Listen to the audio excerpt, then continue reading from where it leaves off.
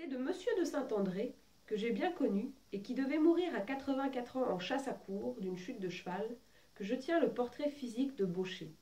D'une taille moyenne, il avait le buste plein, la poitrine bombée des athlètes, les jambes légèrement arquées, moins longs du bas que du haut, si bien qu'il paraissait plus grand à cheval qu'il n'était en réalité. Sa figure expressive reflétait l'intelligence, la volonté, la réflexion. De cette intelligence, il a donné maintes preuves.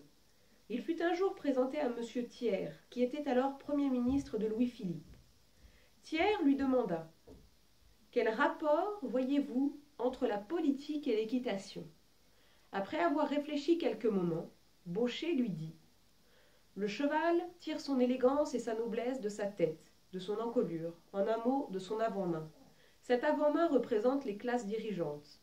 La triple puissance du cheval se trouve dans les reins, dans la croupe, dans les jarrets, en un mot, dans l'arrière-main.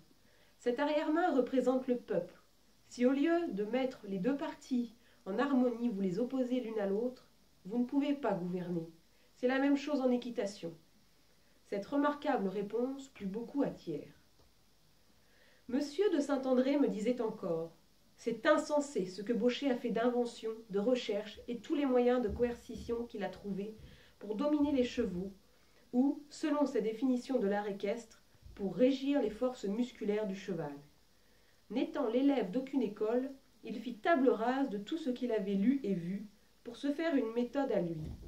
Cependant, comme tous les grands devanciers, il avait situé les résistants du cheval dans la rébellion de la tête et de l'encolure. Après les assouplissements d'encolure dans le plan vertical et latéralement, il obtint des succès remarquables, mais en raison même de la souplesse de l'encolure, il se heurta à ce moment à des difficultés qu'il ne pouvait définir. C'est là que se place l'anecdote de Bienfaisant.